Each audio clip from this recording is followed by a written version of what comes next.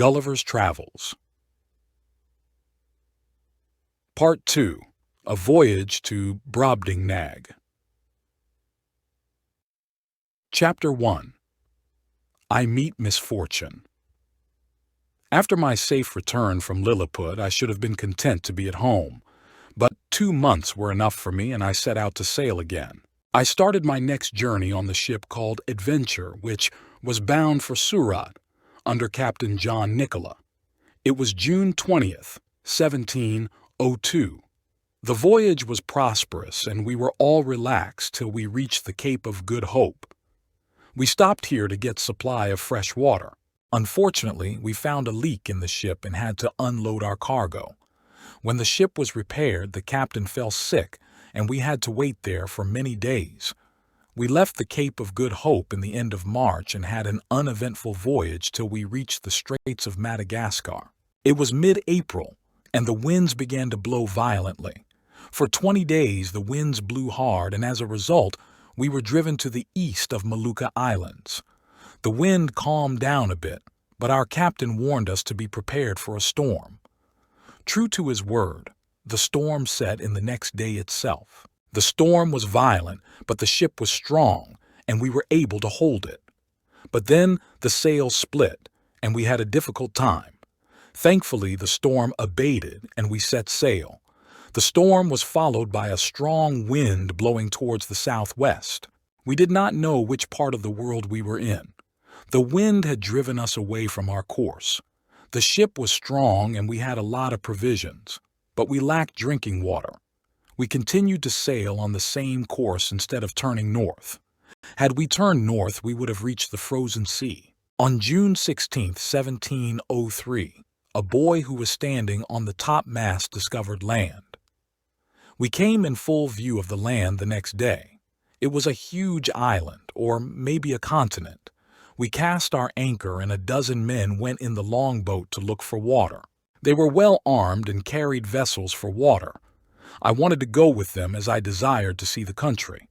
The captain permitted me to go with the men. There was no spring or river on the island. The men wandered farther off in search of water. I walked alone for about a mile or so. The country was barren and rocky. There was nothing that interested me, so I turned back to the sea.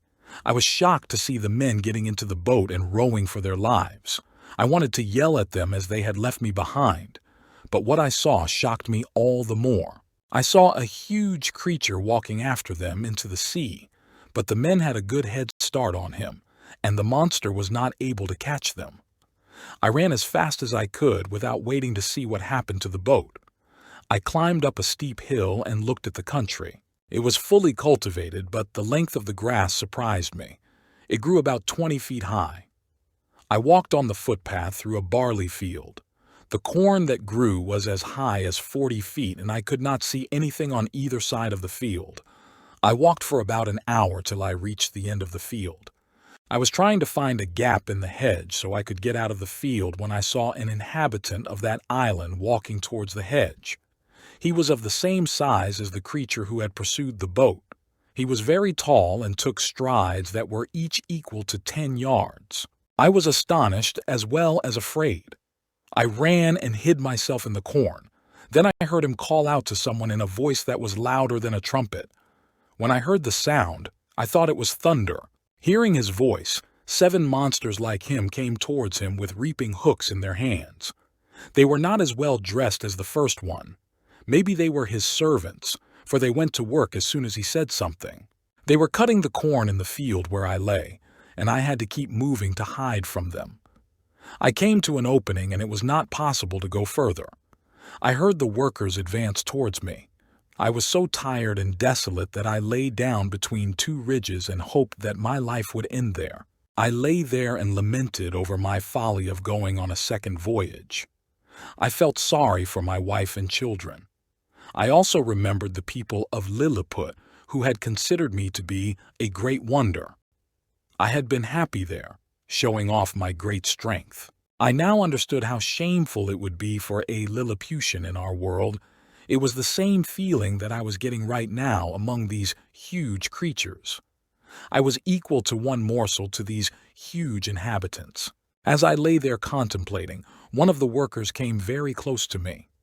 I knew that the next step that he took would squash me to death. I screamed as loudly as I could to get the attention of the creature. He looked about him to see who had screamed.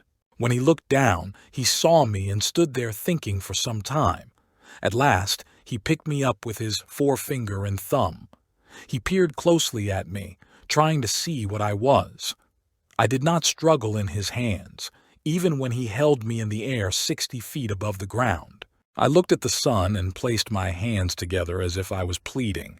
I then spoke in a humble tone, though the language was different. I was scared that he would dash me to the ground at any moment, but he was pleased at my voice and gestures and looked at me with curiosity. I groaned and looked at my sides, trying to make him understand that he was causing me pain. Amazingly, he understood me and gently put me in the pocket of his coat. He then took me to his master. His master was the farmer whom I had seen earlier in the field.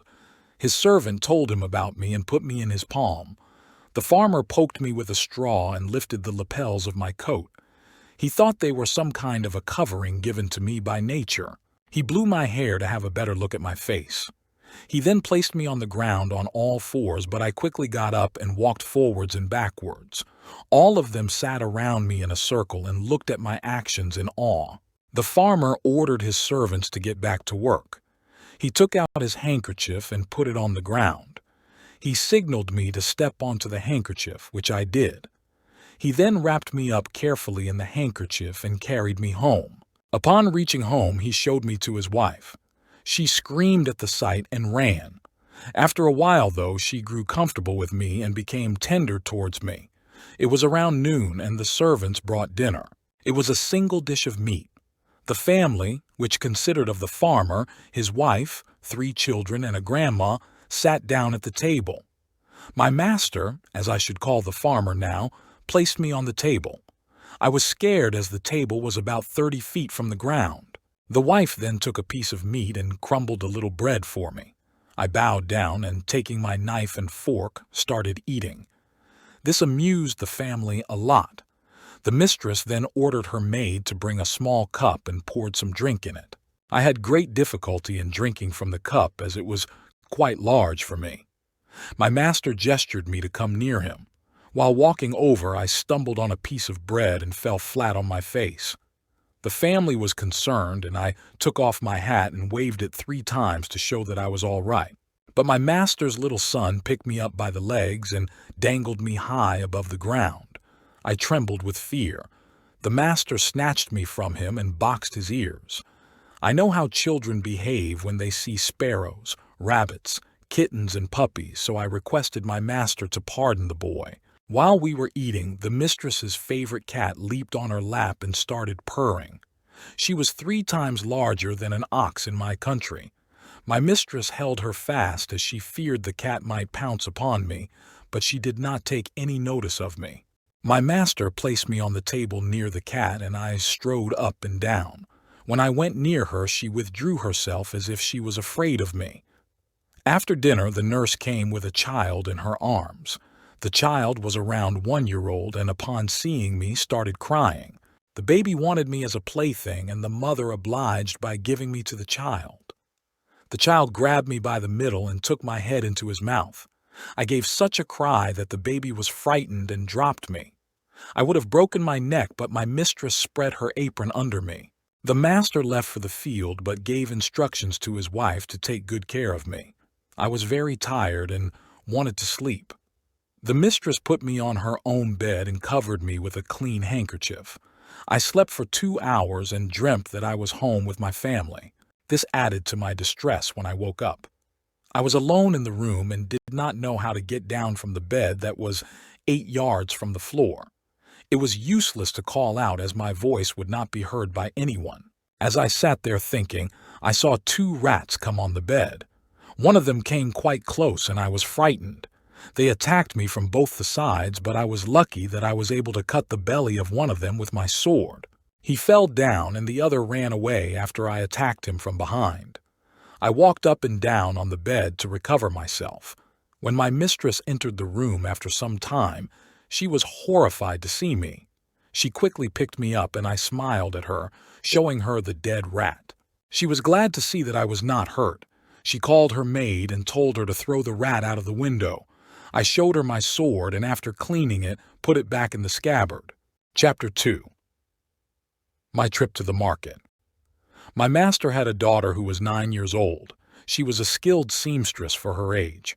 Both mother and daughter fixed up a cradle for me to sleep during the night. The cradle was then put into a drawer and the drawer hung on a shelf to keep me safe from the rats. My cradle became more comfortable as the days passed by.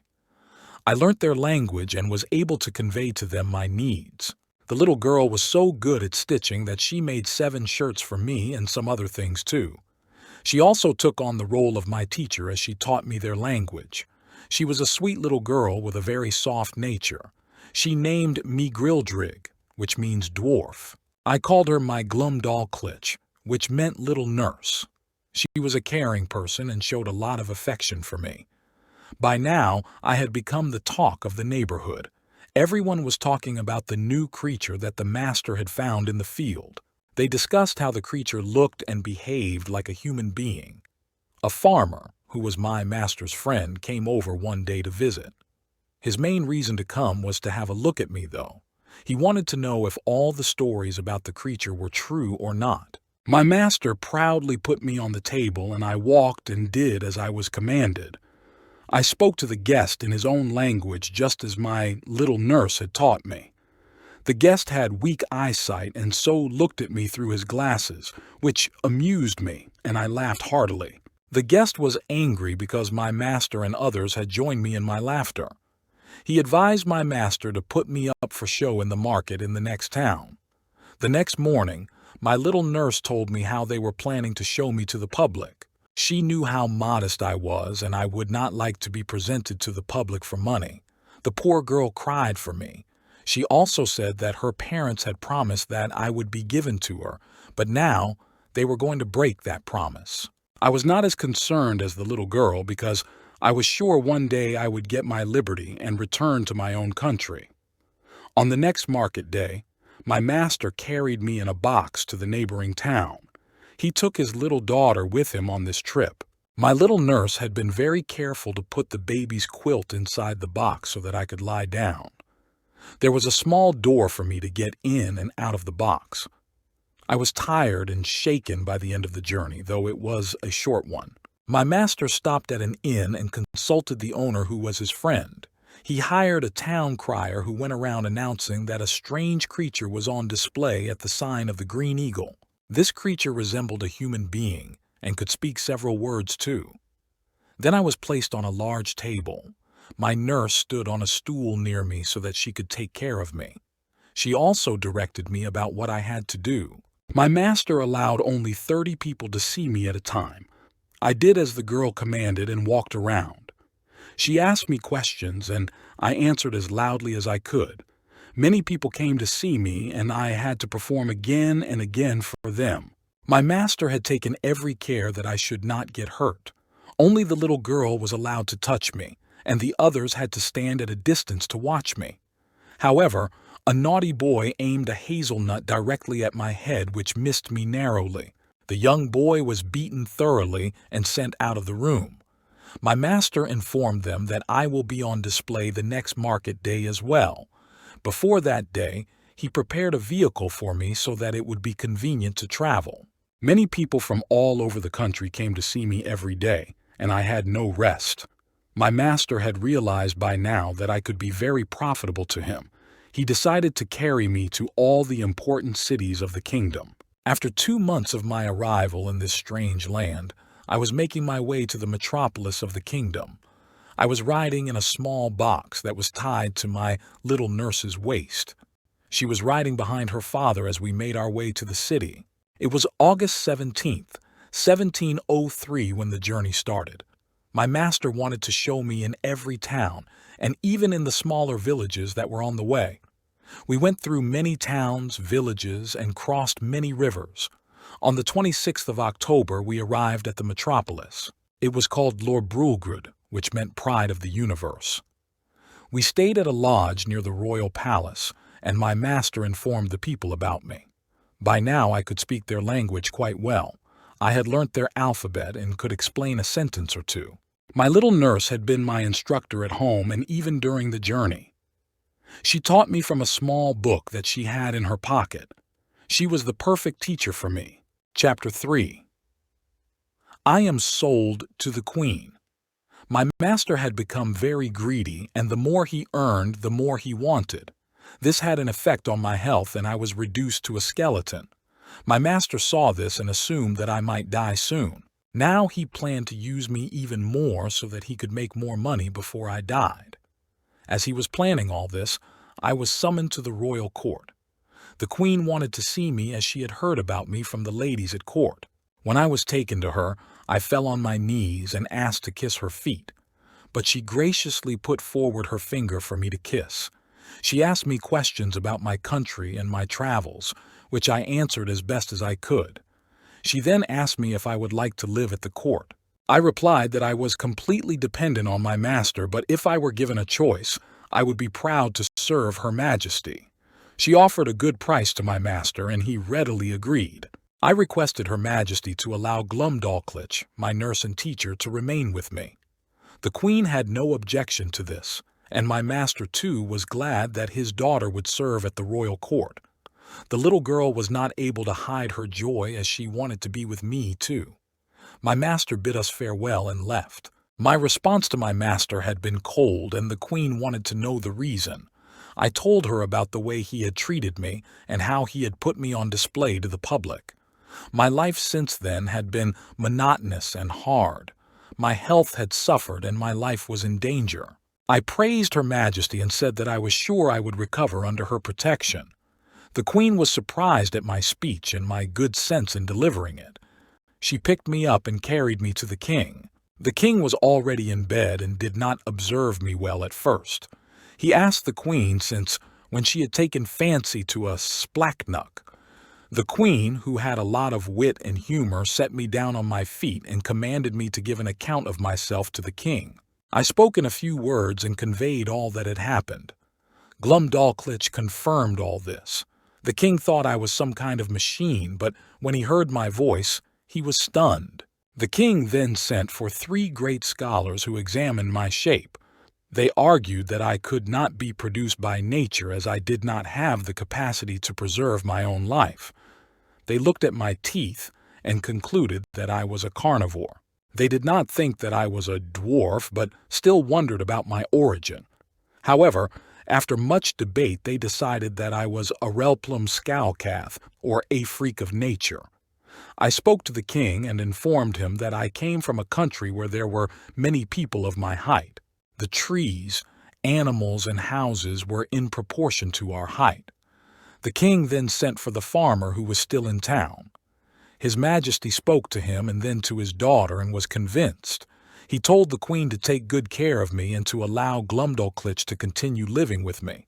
A convenient apartment was arranged for her. She was also to be instructed by a governess and attended to by a nurse. The Queen asked her own cabinet maker to make a box for me that would serve as a bedchamber. In 3 weeks he had made what I wanted. The chamber had doors, windows, and closets, among other things. 2 chairs, 2 tables, and a cabinet to store my things were designed for me. The room was quilted on all sides to prevent any accidents. I wanted a lock for my door to prevent the rats from entering. The Queen ordered the finest silk for my clothes and got them stitched according to the dress code of the kingdom. The Queen became so fond of me that she could not dine without me. I had my own place at her table and my own set of silver to eat from. Glumdalclitch was always nearby to assist me. The Queen was joined by her 2 daughters, one 16 and the other 13 years old. The Queen would put a little meat on my plate and enjoy seeing me eat it with my knife and fork. Every Wednesday was observed as Sabbath in the royal palace, and the family dined together. The king, queen, and the royal children sat at the table in the king's apartment. I had become their favorite pastime during such dinners. My little chair and table were placed on the left of the king. The king would talk to me about various things and wanted to know about Europe. I gave him whatever information I could. What mortified me the most was the Queen's dwarf. He was the shortest man in the kingdom. He was an insolent creature and despised me very much because I was the queen's favorite. He would walk past me and make me feel very small. He would insult me whenever he could. One day at the dinner table, he picked me up by my middle as I was about to sit down. He then dropped me in a bowl of cream and ran away as fast as he could. I was a good swimmer, and this is what saved me. Glumdalclitch was at the other end of the room, and the queen was frightened. But my little nurse ran to me and picked me out of the bowl. I had swallowed a lot of cream and so was put to bed. The dwarf was whipped soundly for his mischief. He was also made to drink the cream in which he had dipped me.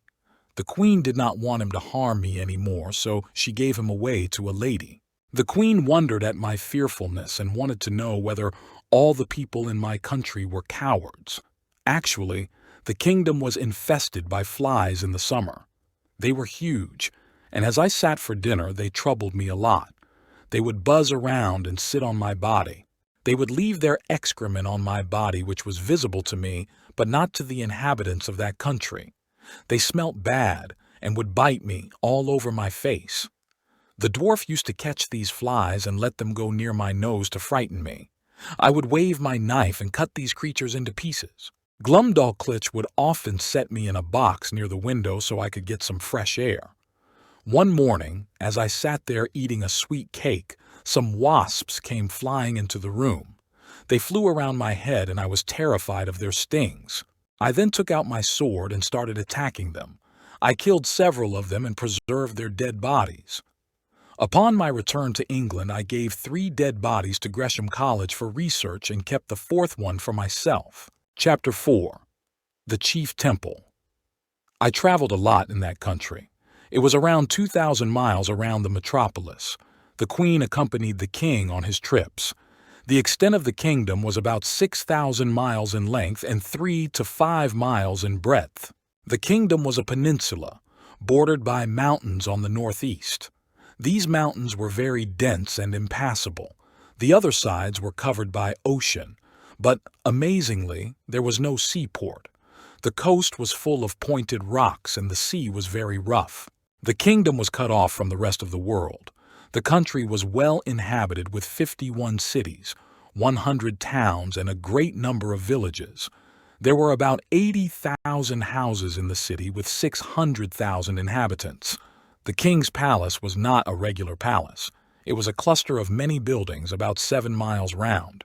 A special coach was assigned to me and Glumdalclitch so that we could move around the city. The girl would sometimes take me out in her hand so I could look at the houses and surroundings. One day, as we were going around the city, the governess stopped at a marketplace. The beggars surrounded us as soon as they saw the coach. I was horrified to see them, as one woman had a cancer in her breast, a man with a wen in his neck, and another with 2 wooden legs. But the most hateful sight was the lice crawling on their clothes.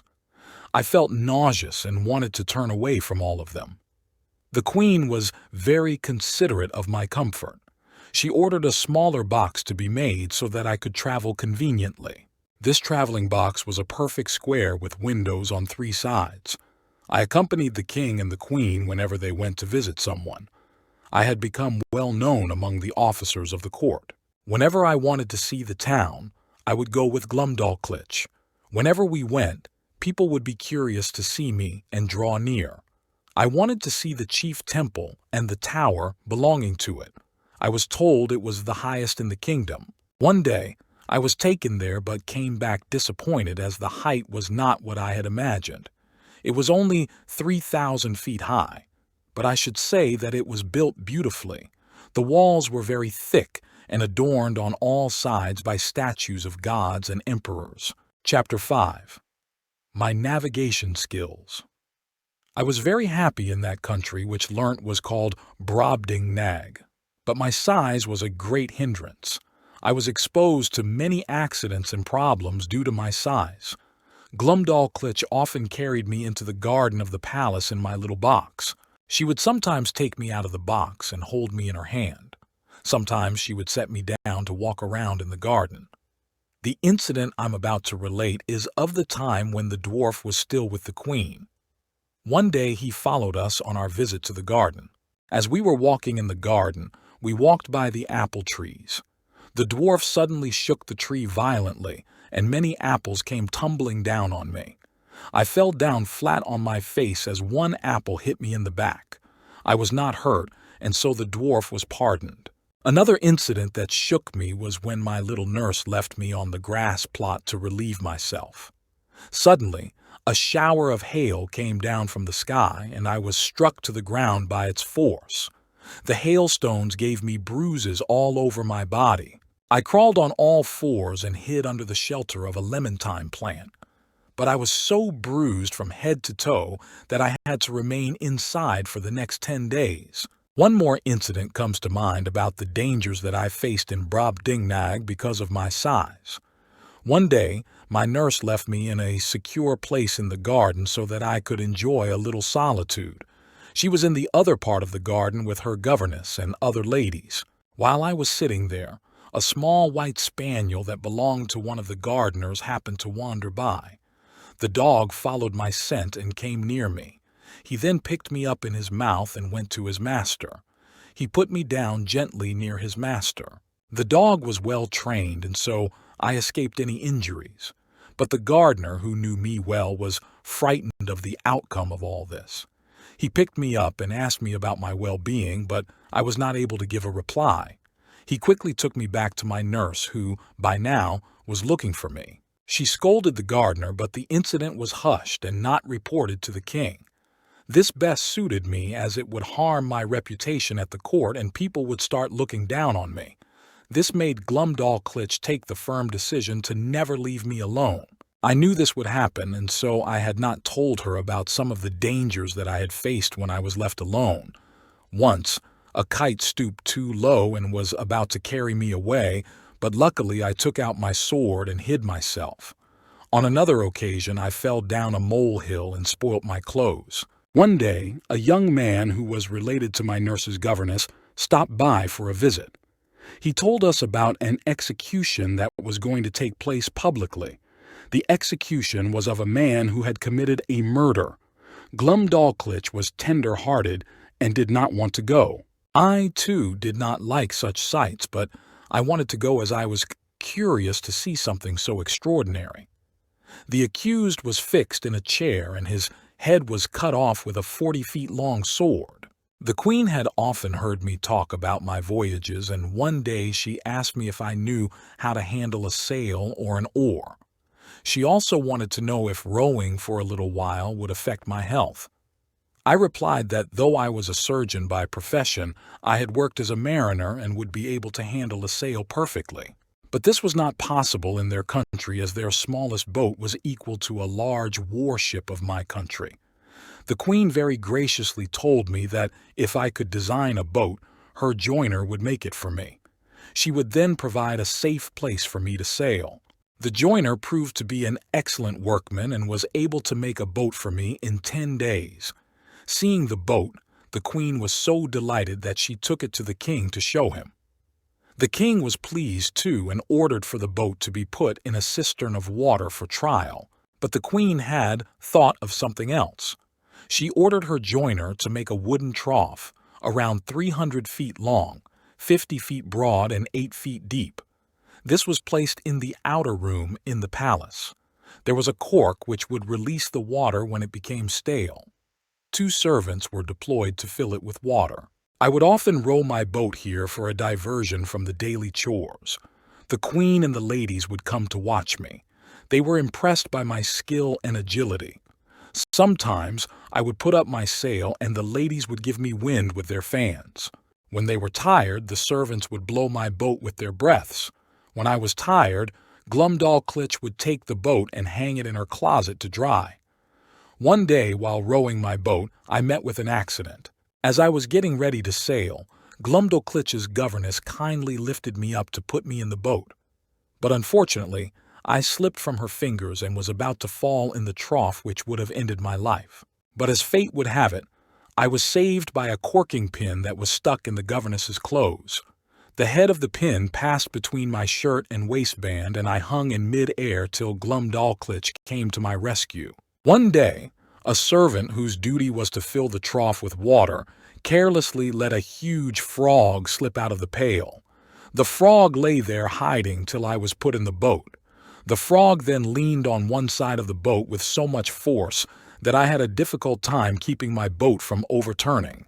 The frog then got in the boat and hopped over my head, covering me with its slime. It was so large that it looked like a deformed animal. I hit the creature with my sculls and it leapt back into the water.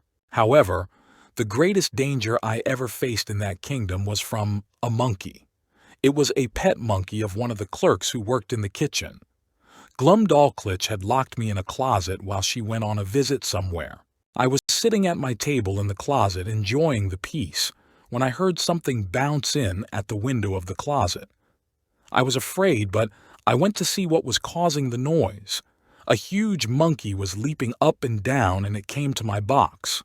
I retreated to one corner of my box, but the monkey had scared me a lot. The monkey saw me and reached inside the box with one of his paws. He grabbed me by the lapel of my coat and dragged me out of the box. I struggled to be free, but the monkey squeezed me tightly. A sound was heard at the closet door which frightened the monkey, and he scrambled away, taking me with him.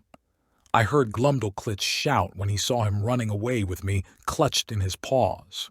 The whole palace was in an uproar, and servants were running here and there to rescue me. They came with ladders when they saw the monkey sitting upon the ridge of a building. The ladders were put up and several men climbed up on them. Seeing that he would be caught, the monkey dropped me on a ridge tile and made an escape. But some young man was able to rescue me. He put me in his pocket and brought me down safely. I was bruised by the animal's paws and was forced to stay in bed for a fortnight. The king and queen inquired every day after my health. Chapter 6. My skills in music. I often watched the king getting a haircut. The sight was terrible, as the razor was twice as long as a scythe is in our country. The custom in Brobdingnam was that the king was shaved only twice a week. Once on my visit with the king to the barber, I requested the barber to give me the stumps of hair. I collected about 40 or 50 strong ones. I then took a piece of wood and drilled holes in it at equal distance. Borrowing a needle from Glumdalclitch, I fixed the stumps of hair in the holes. Thus, I was able to make a very tolerable comb for myself, as my comb was no longer in the condition to be used. Another day I asked the queen's maid to give me the combings of Her Majesty's hair. I collected a good quantity of these over a period of time. Then I consulted the royal carpenter, who was given the order to run small errands for me. I told him to make 2 chair frames for my size. I told him to bore holes in the frames with a fine awl, and I wove the strands of hair through these holes. The chairs now resembled the cane chairs that we have back home. I gave them as a gift to Her Majesty, who kept them in her cabinet and would show them to everyone. Then I made a purse which was 5 feet long with some of the queen's hair. Her Majesty's name was inscribed in gold on the purse. I gave this to Glumdalclitch with Her Majesty's consent. The king loved music and would have concerts at the court. The sound of all the drums and trumpets in the royal army in England could not equal the sound of the concert in Brobdingnag. To reduce the sound, I would close all the doors and windows of my box and draw the curtains. After this, I would find the music bearable. As a child, I had learnt to play upon a spinet, but it was very difficult, as the spinet was nearly 60 feet long. Each key was nearly a foot wide, and my arms could not extend more than 5 keys. Since pressing the keys needed a lot of strength, I realized I had to think of a way to play the spinet as easily as possible. To overcome this, I made 2 round sticks that were thicker at one end. Then I wrapped the thicker ends with mouse skin so that the keys of the spinet would not be damaged when I hit them. A bench was placed near the spinet, and I was put on the bench. I ran along the bench, this way and that, hitting the proper keys with my sticks. I played a jig which was liked by both the majesties. But it was a violent exercise for me, as I could not strike above 16 keys. I could not even play the bass and treble together, and this was a great disadvantage to my performance. The king was a man of excellent intellect and understanding. He would often call me and make me sit on my chair at the table so I could face him easily. We would then have long conversations. One day I took the liberty of telling him that the hatred that he had for Europe and the rest of the world did not suit a man of such thinking and understanding. I told him that intelligence did not extend with size. In fact, the ants and bees are rather small, yet they are supposed to be more industrious than any other animal. The king heard me patiently, and his opinion of me changed after that. He told me to give a detailed account of England and its government. I informed him all about the countries under the English rule. He was attentive when I told him how our dominions consisted of 2 islands, which made up 3 mighty kingdoms. All these were under one sovereign rule. I also told him about our fertile soil and the climatic conditions. I had mentioned gaming as a diversion for the nobility, and the king desired to know the minimum age when this was permitted. He also wanted to know the effects that gaming had on fortunes.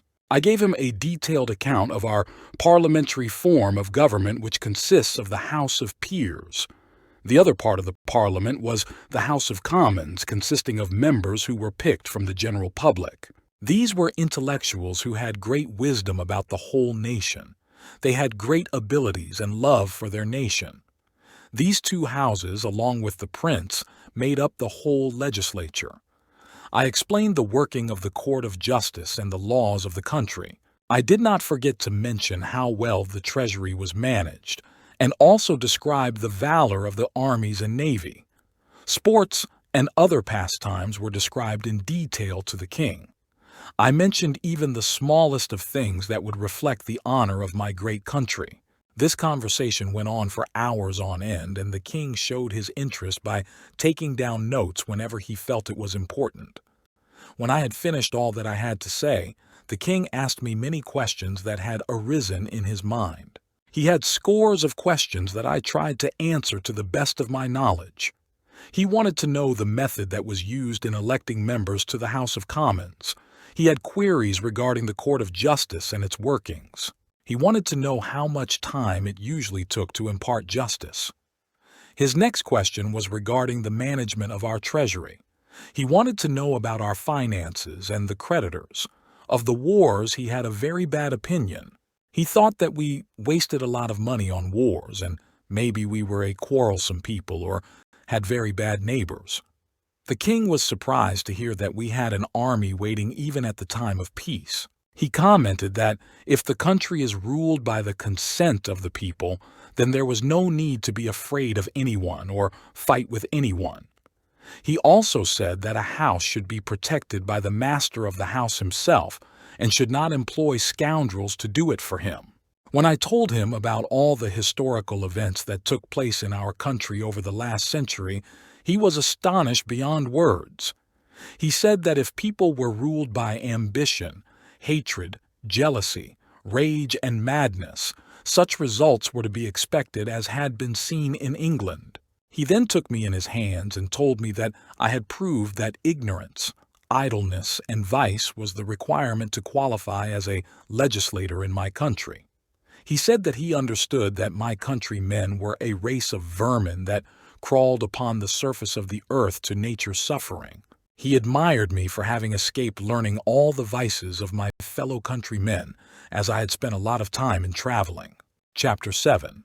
My love for my country. The king had insulted my beloved country, and I could not do anything about it. He wanted information about everything, and I had no other choice but to give it. Sometimes I eluded a few questions, and other times tried to say something favorable. I hid the defects of my country and placed only the virtues in front of him. But the king should be excused for his contempt for other countries, as he lived secluded from the rest of the world. He did not know the customs and traditions that are common in our part of the world. To show the king that I come from a developed country, I told him about an invention that was made about 400 years ago. I told him about gunpowder and its uses. I explained how the powder could blast off with a little spark and a proper quantity, when put in a cannon, could flare up a mountain. It could break the strongest of walls, sink large ships, and kill many people in a matter of minutes. I told the king that I knew what ingredients were used and could make such powder with the help of the king's workmen. I could show how to make the tubes that would be needed to discharge this powder. The king refused my offer and said that he supported new inventions, but in the fields of art and nature. He could never support an invention that could kill thousands. He warned me never to mention such a thing to anyone ever again. The kingdom had learnt the art of printing, but their libraries were not very big. Even the king's library consisted of about 1,000 volumes only. The writing style of these books was clear and smooth, but not florid. They did not like to multiply words, and hence the books were precise and to the point. The king's army consisted of 176,000 foot soldiers and 32,000 horses. The soldiers were perfect enough in their exercises and kept in good discipline. I often saw the militia exercise in a field. I wanted to know how the king taught such discipline to his army, as he was cut off from the rest of the world. I was informed that even they suffered from the same disease as all of human race, the want for more power. The kingdom had seen civil wars sometimes, and hence the army had to be kept in shape. Chapter 8. My Return to England. I had hopes that I would regain my liberty one day and return to England. I was not sure how, but I knew one day it would happen. The ship in which I had arrived was the only one seen near the coast. The king had ordered that if ever another ship comes there, the sailors should all be brought to the metropolis. He wanted to find a woman of my own breed for me so that I could reproduce more humans like me. Though I was treated with kindness and had become the favorite of the royal couple, I wanted to be back in my own country with my own people. I wanted to be with people who were my equals and with whom I could talk in my own language. I wanted to walk freely without the fear of being trampled upon by some huge creature. It had been 2 years since I came to Brobdingnag. Once, Glumdalclitch accompanied the king and the queen to the south coast of the kingdom. I was in my traveling box, as it was very convenient. When we came to the end of the journey, the king desired to spend a few days at a palace that he had in Flanflasnick, a city near the seaside. Glumdalclitch was very ill and tired and was confined to her room. I wanted to see the ocean, and so I pretended to be very sick. I asked for permission to go out and take in the fresh air of the sea. I went with a servant who was kind to me and would take care of me. Glumdalclitch did not want me to go, yet she permitted me with great reluctance. She was crying as if she had some intuition about me. The boy took me to the shore, and I asked him to put me down. I lifted the sashes of the window and looked at the sea with longing. I informed the boy that I wanted to take a nap in my hammock, as I was not feeling too well. The boy shut the window and left me alone to go and search for birds' eggs near the rocks. I had seen him doing that from the window of the box earlier. I fell asleep and was awakened by a violent pull at the ring that was attached to the top of the box. I felt the box being lifted in the air and carried forward with force. I cried out for help as loudly as I could, but to no avail. I looked out of the window, and the sky and clouds were the only things that I could see. I heard the clapping of wings above my head. Now I realized what had happened. An eagle had caught hold of the ring above the box and was carrying me to a place where it could devour me. After a while, the noise and flutter of wings increased, and the box was tossed up and down. Then I heard several bangs, and within a minute I felt myself falling down. My fall was stopped by a terrible crush, and then there was darkness for a while. Suddenly my box began to rise up, and from my window I saw that I had fallen in the sea. The box now floated on the water. I was thankful that the box was so strong that it had not broken into pieces after falling from such a height. I felt sorry for my little nurse now. I knew she would be upset for me. She would also have to face the displeasure of the queen, and would thus lose her fortune. Moreover, I was in much distress, as I was in a dangerous situation. If the window panes burst, it would mean death for me. The water started oozing in at several places, though it was just a little. I spent 4 hours in this condition, expecting every moment to be my last. I heard a scraping sound on one side of the box where there were no windows. I felt as if I was being pulled along with the sea. The waves rose to the top of the windows, leaving me in darkness. My hopes of relief rose, although I did not know how I could be saved. I pulled my chair to the opening in the roof of the box and stood upon it. I took my mouth as close to the opening as possible and shouted for help loudly. I fastened my handkerchief to a stick and thrust it up the hole. I waved it several times in the air, hoping that some passing ship would see it. As much as I tried, nothing happened. I could only feel my box moving along the sea. About an hour had passed when I felt that the box had struck against something hard. I presumed it was a rock. I heard a noise above me as if a cable had passed through the ring. Then I could feel my box being lifted up in the air. I again thrust the stick and called for help. My joy knew no bounds when I heard someone speaking in English outside the box. He asked if there was anyone inside the box. I answered that I was an Englishman who had met misfortune and begged him to release me from the box. The man answered that I was safe, as my box was attached to their ship. They had sent for the carpenter who would come and cut a hole large enough for me to come out. I told him that would take up too much time and one of them could just put their finger in the ring and take the box out of the ocean. They thought I was mad and laughed at me. Only then I realized that I was now among people of my own height and strength. The carpenter came and sawed a hole big enough for me to come out. I was in bad shape and had become very weak too. The captain of the ship was a kind man and understood that I needed rest. He took me to his own cabin and asked me to go to sleep for a while. Before going to sleep, I told him that there were some expensive things in my box, and if it was brought here, I would open it for them. The captain promised me that he will do as I please, and I dozed off to sleep. He sent his crew to get the things from the box, but many things were damaged due to their ignorance. They took whatever they wanted and dropped the box into the sea. Due to the many holes made in the sides and the bottom, the box sunk to the bottom of the sea. I slept for a long time, but my sleep was interrupted by dreams of the place that I had been living in for the past 2 years. It was around 8 p.m. when I woke up. I felt a lot better. Supper was served to me, and the captain spoke to me very kindly. Once we were alone, he wanted me to relate all that had happened to me. He wanted to know how I had gotten trapped in that box. Around noon, as he had looked out with his looking glass, he had observed the box floating in the sea. He sent his men to see what the box was, and they came back scared, saying that they had seen a floating house. He laughed at them and went in a boat himself to check it out. He took a strong cable with him and asked his men to attach the cable to the box and tow it to the ship.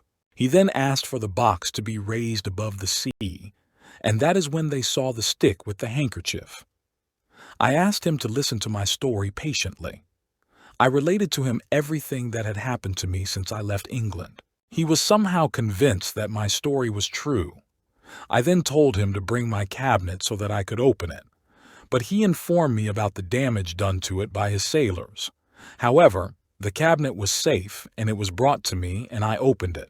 I showed all the rare things that I had collected from Brobdingnag: the comb made from the king's hair, a gold ring, the queen's combings, needles and pins, and many other such things. I presented the gold ring to the captain in return for the favor that he had done to me, but he refused to take it. The captain was convinced of my story and hoped that when I reached England, I would write it down and make it public. I thanked him and told him that I would consider writing it down. He wanted to know why I was used to talking in such a loud voice and whether the king and the queen were hard of hearing. I told him that I had become used to speaking in a loud tone as the people of Brobdingnag were very tall. To ensure that they hear what I said, I would talk loudly. The captain observed me looking at everything with wonder when we were having supper. I explained that my eyes were used to seeing very huge things and the minuteness of things amazed me. The ship that I was on was returning to England after a voyage to Tonquin. The voyage was very prosperous as we went from New Holland to the Cape of God Hope. I came back to England on the 3rd day of June in 1706, about 9 months after my escape from Brobdingnag. I borrowed some money from the captain and hired a horse and a guide. As I rode back, I felt as if I was in Lilliput. I observed the little houses, trees, and cattle. When I reached home, my wife ran out to embrace me. I felt awkward as I had been so used to standing with my eyes erect to above 60 feet above me. I looked down on the servants and the people in the house as if they were pygmies and I was a giant. I behaved in a weird manner, telling my wife that she had become too thin. It took me some time to get used to things, but we finally came to an understanding. However, my wife protested that she would never let me go to the sea again. But my destiny was set, and no one had the power to hinder it. Thanks for watching. Please like and subscribe our channel for more upcoming videos.